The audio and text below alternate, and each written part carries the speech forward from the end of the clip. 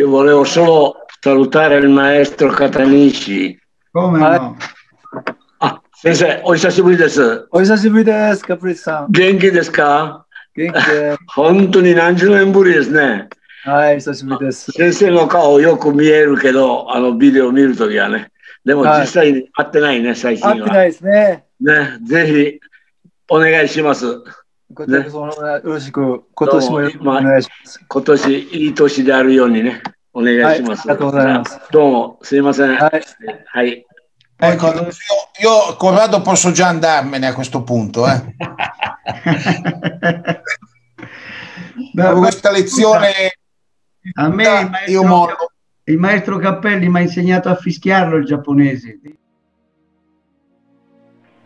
Saluto il mio amico Fausto Guareschi. Salute. Io colgo l'occasione per ringraziare il maestro Hiroshi Katanishi che ci ha concesso questo suo contributo e dopodiché sono anche molto contento che questa cosa che ci tiene insieme, anche se non possiamo farlo sul tatami in questo momento, insomma vedo che c'è una risposta sempre molto positiva e questo vuol dire che il judo è ancora vivo, no? Che, ecco, questo mi rincuora un pochino e spero anche che si potrà ricominciare prima possibile e che possiamo vederci sul tatami. Perché avevamo stabilito di fare questo webinar sul Randori? Beh, insomma, il Randori è l'esercizio principale del judo e quindi come sappiamo spesso questo esercizio viene utilizzato non proprio come dovrebbe e spesso si pensa che simulare nel Randori lo Shiai sia proficuo per il miglioramento della pratica. È proprio lì il problema da risolvere. Sentiamo cosa ci dice il maestro. Donc, buonasera tutti. Bonsoir à tout le monde. Et je vais commencer un peu ce que je pense sur le randori et le problème qu'on a. Ça fait longtemps qu'on devait discuter, puis c'est aujourd'hui un peu Corrado m'a demandé de parler un peu de randori, de ma pensée. J'ai pas besoin de parler qu'est-ce que c'est randori, mais plutôt comment ça se passe après avoir allé à droite et à gauche, de regarder le judo a été fait dans le monde entier. Il y a deux points importants pour moi, je pense. Comment les jeunes qui veulent le faire randori comme on aimerait bien, c'est la base de judo. C'est la base de judo. Est-ce que ces jeunes, ils ont appris vraiment le base de judo? Et deuxième point, c'est le but de judo. Donc, ça peut être dirigeant dans un pays ou des présidents dans un club et ceux qui dirigent ou l'autorité qui fait le chemin, c'est le but pour les judokas, comment il faut faire le judo. Donc selon la base qui était acquise par des jeunes ou dirigeants ou autorités qui donnent le but aux jeunes, comment il faut faire le judo. Ce que nous intéresse, c'est plutôt la base de judo. Et comme vous connaissez, fondamental, quand on commence le judo, d'abord apprendre à ukemi waza. Dans les différentes étapes de l'apprentissage de judo, ukemi, shisei, les déplacements, kata ou le comité, c'est trois choses importantes. Dans chaque étape, il y a quelque chose à respecter pour faire des biens randori. côté ukemi, vous connaissez déjà bien que au Japon, on parle on apprend le judo en tombant, en faisant le ukemi. Dans le dirigeant ou côté règlement de compétition, il ne faut pas faire le ukemi. Donc, c'est à rien que ukemi waza. Donc, il faut l'apprendre le judo en faisant le chute et on l'empêche de tomber. Donc, ça fait que déjà, grand problème pour aller dans le randori. Maintenant, Shisei et Shintai. C'est un des fondamentaux du judo, Shizen Hontai. C'est la position idéale de l'attaque et la défense, mais ce qui est important aussi, le comportement, fierté et courage. Il reste droit devant quelqu'un qui est très fort et ne recule pas, il reste vraiment zen. Et au Japon, on appelle ça Seisei Dodo. C'est-à-dire, dans le mot, il y a conclu fierté, le courage. Et ça veut dire dedans, il faut être geste juste et honnête.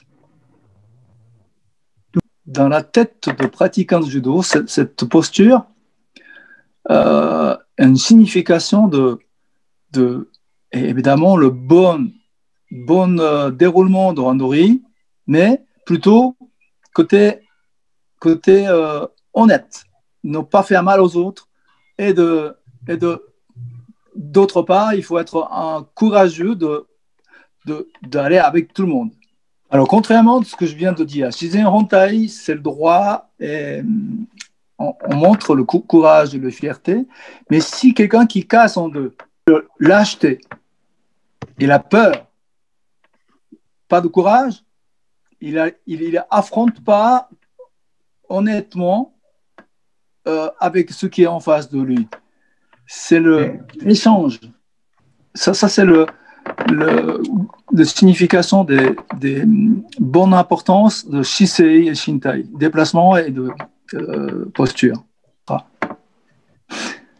Et la suite, c'est la kumikata, que actuellement, comme tu as parlé tout à l'heure, on apprend à ne pas laisser prendre au judogi. Normalement, kumite, c'est quel endroit il faut poser les mains pour être efficace. Évidemment, attaquer la défense. Donc, il faut que les deux judokas qui font le randori posent les deux mains chacun. À partir de là, comment on fait tomber? C'est ça le kumite et kumikata. Pour être efficace, comment bouger les bras, comment il faut poser les mains, quel endroit. Et pas que seulement un qui pose les mains et fait du judo, sans laisser prendre le judogi. Évidemment, quand on va dans les championnats du monde et les Jeux olympiques, dans les athlètes de top niveau, évidemment, ce randori, ça change dans la mesure que les combattants ils viennent de plus en plus haut niveau et ça donne différents comment on peut dire, dimensions. Et ça, c'est l'évolution dans les randori à compétition. Donc, ces 3 points, ukemi, le shisei et le kumikata, pour moi, c'est le point important dans les randori. Si les jeunes ne sont pas appris de cette façon, il ne faut pas imaginer de faire le randori. Voilà. Maintenant, c'est dans la suite, parce que uchikomi, narikomi, et évidemment, à la fin, ça devient randori. Donc, le uchikomi, on sait que c'est la technique. La technique, il faut devenir comme c'était on police des diamants, répétition et de le chercher comme les katanas aussi, c'est la même chose. Maintenant, c'est le narikomi.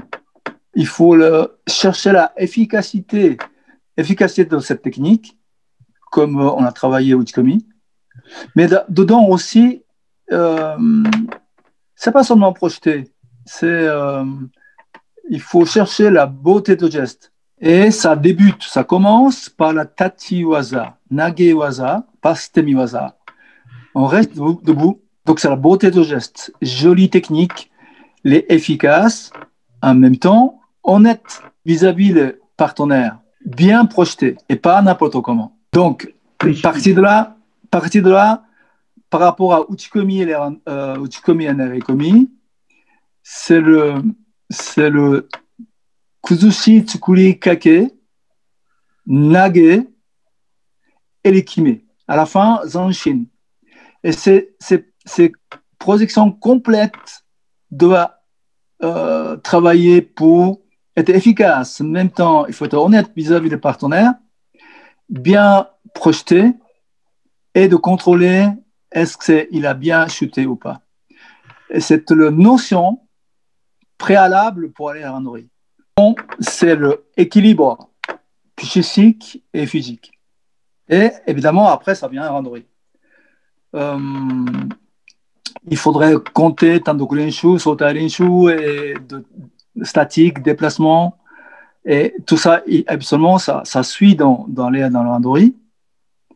Et là, ça, c'est le côté de base fondamentale de devenir un judoka, qu'on puisse faire le judo, côté techniquement. Et évidemment, mentalement, par rapport à dirigeant. Mais ce qui empêche encore grandement, c'est comment on fait du judo par rapport à ce que je vous ai parlé tout à l'heure. Le pays ou le régional ou un club, c'est le dirigeant qui donne le but aux combattants. Comment faire? Est-ce qu'ils font seulement le judo sportif? Est-ce que c'est évidemment penser à tout le monde qu'on puisse faire le judo ensemble, ou seulement de chercher les judokas au niveau et ils s'en foutent de judo collectif. C'est là le grand problème. Pour conclure, grand problème pour nous, c'est le japonais, c'est la Mihon. Mihon, c'est exemple.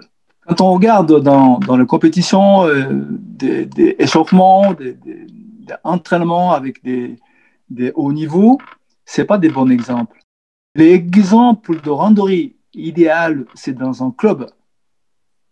Il faut que les jeunes commencent le judo, ils voient déjà tout de suite comment c'est randonnée. Il faut que tout le monde fasse la randonnée pour que les jeunes ils voient ça, c'est la randonnée. Ils savent que c'est randonnée tout de suite. Et pas ce qu'on fait maintenant. Si on veut changer la randonnée actuelle, pour chercher des gens qui font des randonnées correctement, ce sera très, très, très lent.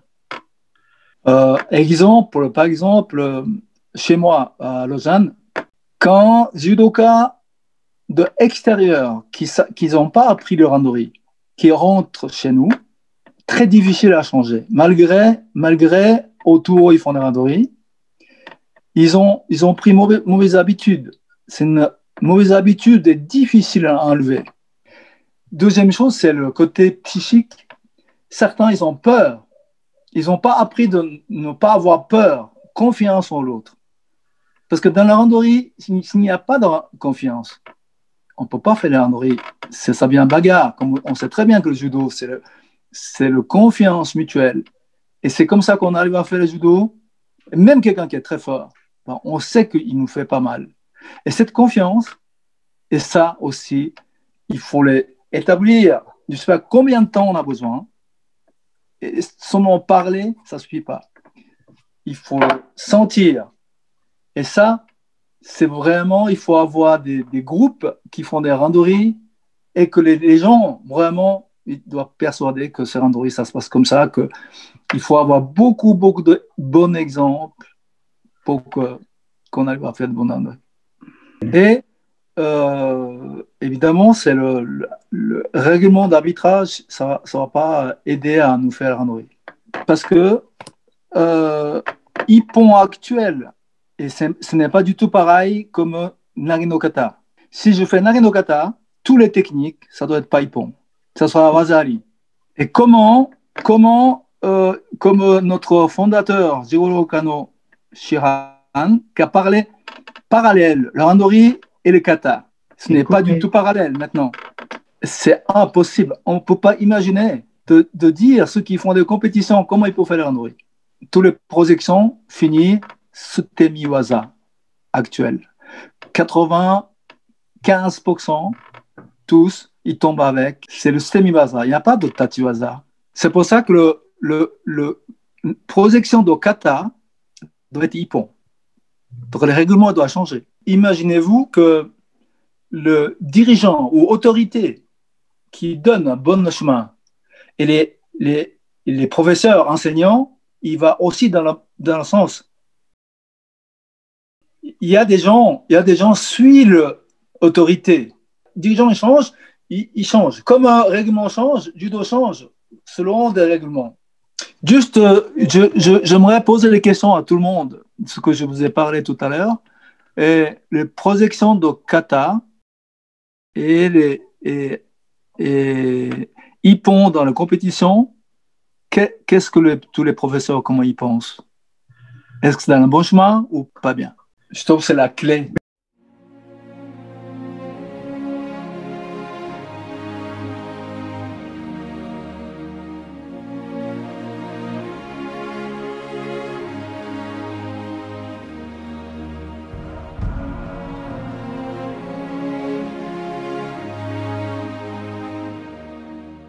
Dal pensiero, e cioè della sua esposizione, con quello che è il judo attuale, perché il dramma è questo.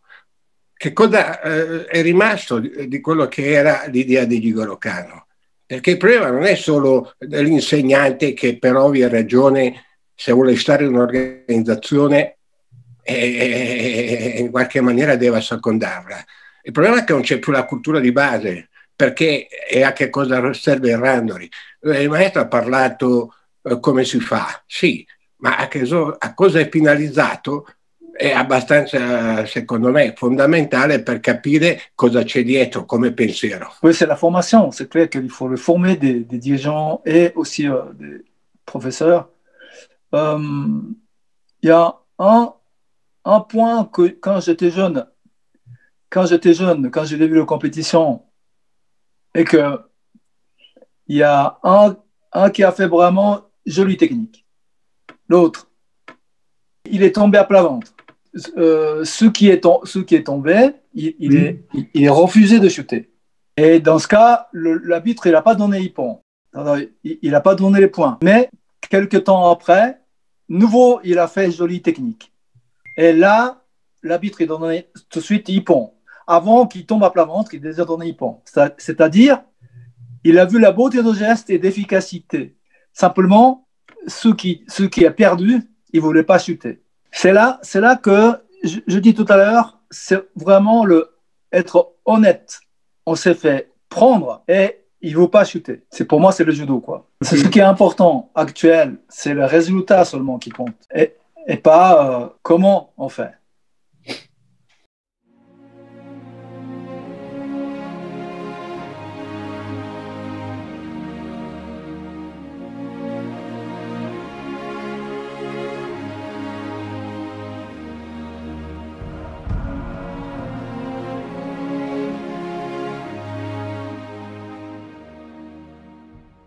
Je vous demande chacun le niveau édifiant.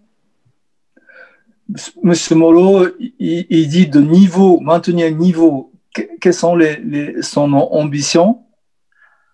Est-ce que ces élèves doivent être champions national ou international ou d'autres niveaux? Parce que pour moi, un niveau, oui, il y a plein de niveaux différents. Maintenir le niveau, parce qu'il faudrait faire les médailles,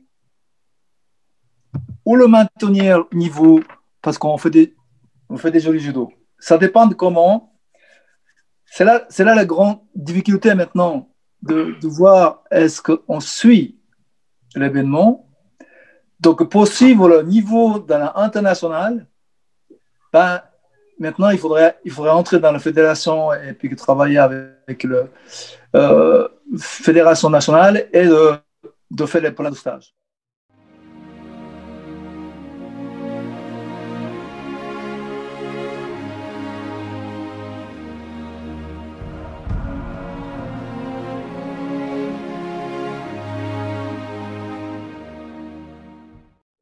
proprio a proposito di Randori, la mia difficoltà è quella di insegnare la sincerità di cui parla spesso il maestro nella figura del Luché, e passare attraverso il Randori anche per una crescita personale, frequentando il mondo dell'agonismo ma senza diventarne ostaggio. Allora, la mia domanda è: come facciamo a contrastare il fatto che sono bombardati i ragazzi da principi che sono talmente distanti dal judo che sono ingestibili, soprattutto nei termini del coraggio, della verità, dell'abnegazione, ma anche del fatto che la cosa più importante è, seguendo anche i principi del maestro Kano, è quella di crescere insieme e progredire in un momento in cui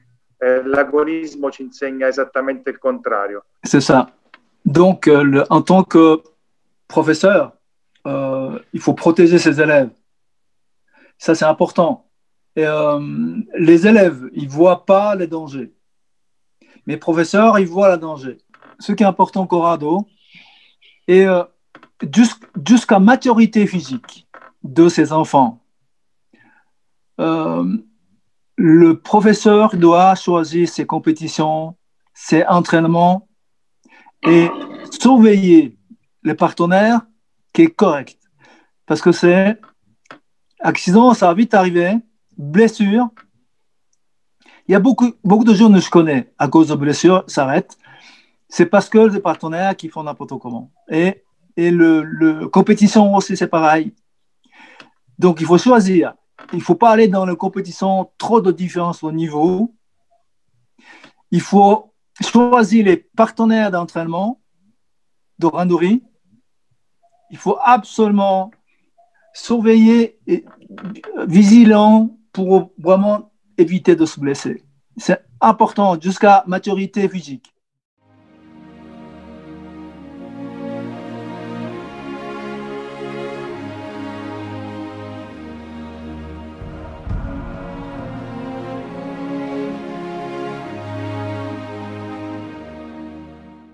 Et il faut faire les musculations. Il faut travailler physiquement et être solide. Mais les musculations musculaires, c'est l'armure du corps. Il faut absolument travailler musculation. Si quelqu'un qui n'a jamais fait de musculation, qui n'a pas de physique, seulement la technique, il ne sera jamais en haut. C'est impossible. Maintenant, problème, musculation l'empêche de faire la technique. Musculation, gros muscle, ça empêche de faire technique complexe. Donc, il faut absolument de travailler musculation et les techniques ensemble. Voilà, donc il faut adapter à la technique, créer la musculation.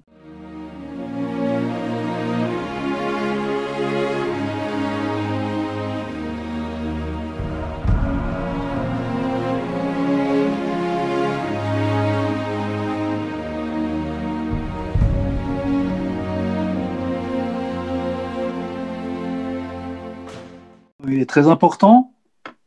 Pour moi, sans faire de compétition, le randori au sol, il est moins dangereux que le jeu debout. Donc, on peut continuer, on peut le faire randori assez longtemps jusqu'à un certain âge. Le randori soit debout et au sol, il faudrait continuer à le faire. Sinon le corps, il affaiblit et on supporte moins en moins le randori. Donc, ce qui est important, c'est qu'il faudrait régulièrement faire des randonnées.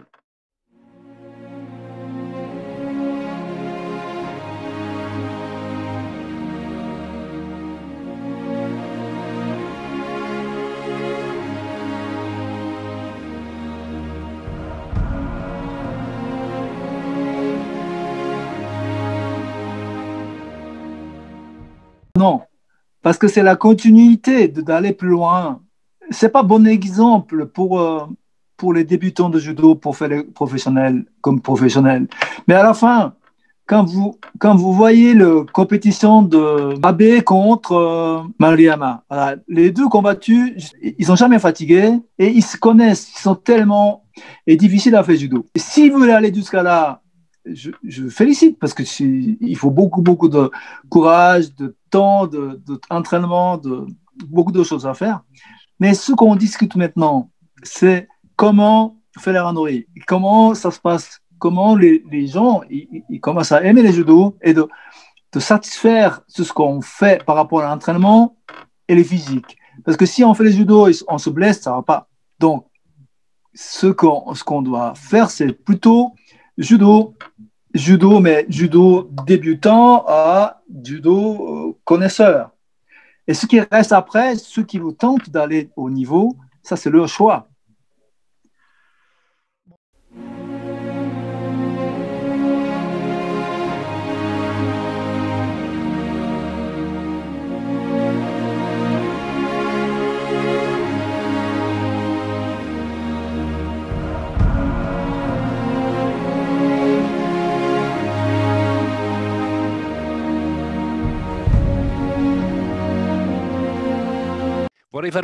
Vorrei semplicemente introdurre meglio la domanda che ha fatto James, non mi ricordo, sto cercando. Sì, allora la cosa è questa, è che nel momento in cui noi ci andiamo a preparare per fare delle gare, è chiaro che serviranno, o meglio, credo che sia importante fare delle simulazioni di gara per poterci migliorare nell'atto della gara stessa. Sono d'accordo con il discorso del randori espresso come l'avete inteso voi. Tuttavia vorrei sapere se c'è un metodo buono altrettanto per poterci preparare al meglio proprio nell'atto della gara stessa. Grazie. Absolument. Ça vient. Si on fait des randories correctes, c'est le randori, le partenaire, il progresse aussi. Donc ses partenaires, il va plus en plus progresser et tout le monde progresse. Finalement, le randori, il vient comme une compétition. Sauf que l'esprit est différent.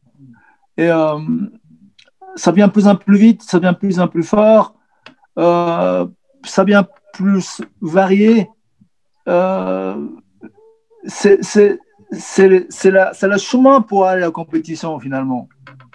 C'est pour ça que c'est le travail pour l'autre, ne pas blesser, ce qui fait que la continuité de progression de tout le monde. Et ce randori débutant à petit, s'améliore. Ça vient comme un peu Abe et Maruyama. Sans en fait se blesser, d'aller jusque-là, ils sont tellement forts. Et quand on fait les bonnes randori, ça vient certainement sans je dirais, le problème d'aller progresser dans les compétitions. Donc, il faut faire beaucoup de randori. Grazie infinite.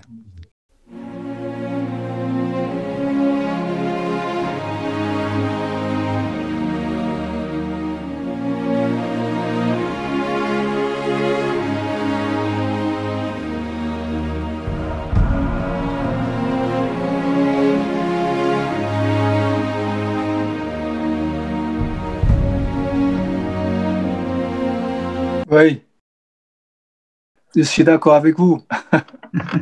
C'est pour ça que le compétition de kata, c'est impossible.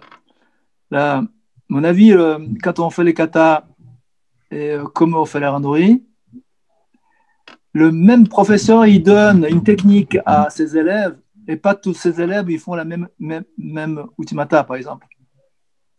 Donc, le kata, c'est pareil, même professeur qui enseigne le kata, et chacun, en répétant, et ça modifie dans le sens de leur progression. Donc, quelque part, le kata et le randori ensemble, ça veut dire il faudrait progresser ensemble. Donc, finalement, la compétition de kata,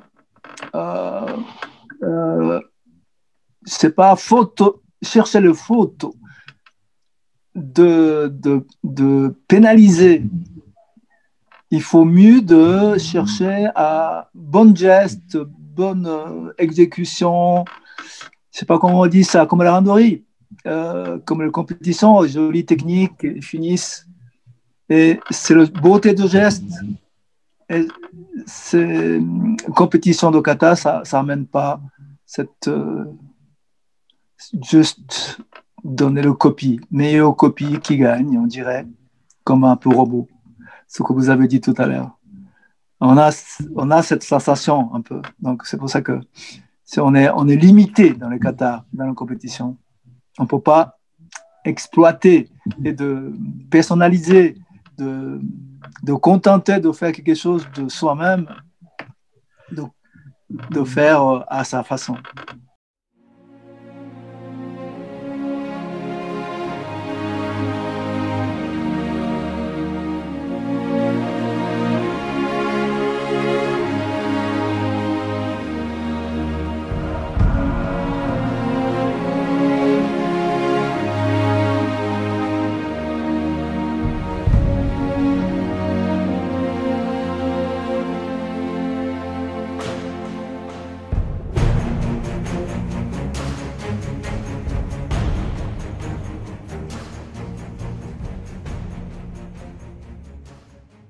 Mon avis n'est pas assez pour tout ça, pour une vie. C'est que tout ce qu'il demande, c'est vraiment quelque chose de complet de judo. Quand on regarde des judokas qui font bien des compétitions comme Yamashita, Inoue, à ce moment-là, ces judokas, ils n'ont pas fait tous les katas. Malgré son contrôle, le geste, qu'on aime bien le voir. Après, évidemment, ceux qui continuent à être dans le domaine judo, de chercher profondément dans comment on dit ça, la philosophie de judo, et de comprendre qu'est-ce que c'est vraiment Jiro Kano à passer. C'est vrai que pour moi, c'est un peu difficile à répondre à cette question-là. Et côté éducation physique, rien qu'on bouge le corps, ça donne déjà éducation physique. Donc, si vous répétez Nare no Kata, les Katame no Kata pendant 50 ans, ça donne une bonne éducation physique aussi. Donc, ça dépend de quel intérêt. Tout le monde doit apprendre à tous ces katas et d'apprivoiser. Mais si on peut, pourquoi pas. Ça va être bonne chose aussi. Pour chacun, il doit avoir certaines idées de faire de bons exercices pour compléter. Ça, c'est bonne idée.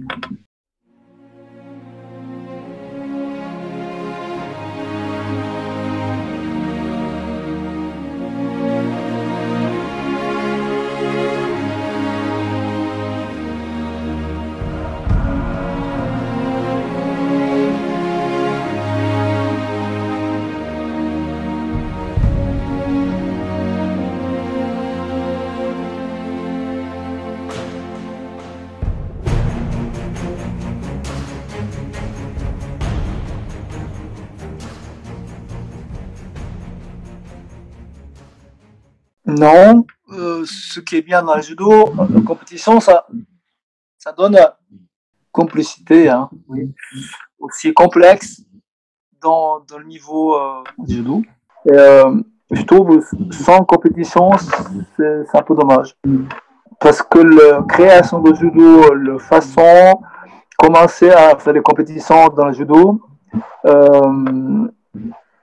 sans compter actuel, il y a beaucoup de blessés. Si on arrive à éliminer ou beaucoup diminuer de faire le blessé, je trouve que c'est la compétition de judo, ça complète bien la complexe de judo, à mon avis. Mais évidemment, il faut faire de bonne façon. Le randori et les compétitions, ça donne une bonne complexité. Pourquoi? Parce que imaginez-vous que un qui fait pas bien fait la compétition chez AI. Donc, ils vont réfléchir à comment il faut faire l'entraînement.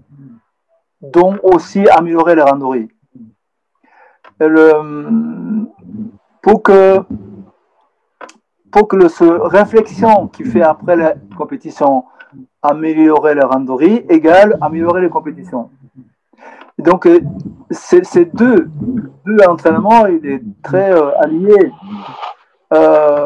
selon le comportement. Comment on fait le randori, comment on fait le shiai, ce qui donne de comment peut-être corriger les randonnées. Par contre, si on gagne n'importe comment, peut-être médaille d'or, mais peut-être le professeur il n'est pas content de ce que son élève a fait. Parce qu'il a gagné n'importe comment dans sa façon de faire la compétition. Peut-être côté moralement qui n'était pas bien aussi, techniquement aussi qui n'était pas tout à fait. Donc il y a quelque part, il y a un ensemble de tout, on peut améliorer plein de choses pour être bien exécuter les judo.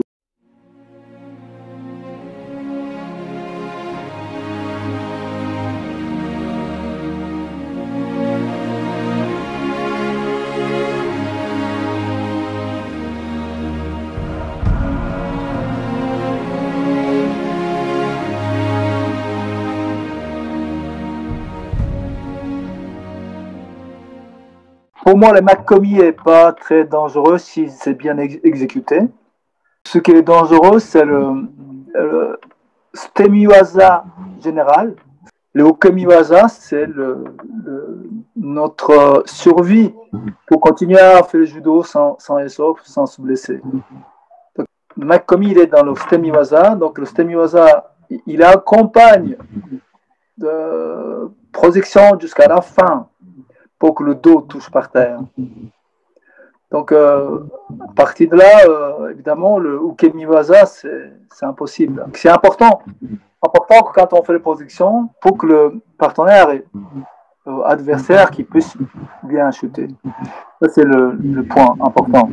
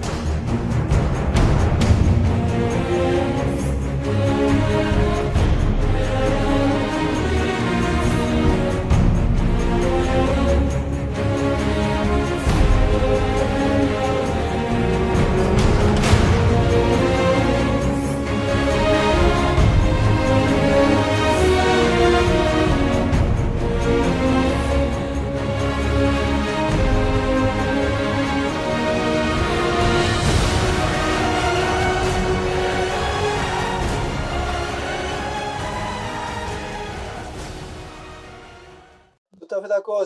Je vous ai touché tout à l'heure de Ukemi et Shisei et puis le Kumikata. C'est la préparation psychologique. Finalement, il faut montrer que le judoka qui affronte dans le randori, il a besoin de sincérité, de courage, et puis honnête. Et le geste juste. Donc, il y a beaucoup de choses en ligne de compte avec la tête qui est très important d'être prêt à affronter cette difficulté. Et ça, c'est culturel. C'est le Nihon, c'est que les autres judokas doivent montrer aux jeunes que ça se passe comme ça et d'être exemples.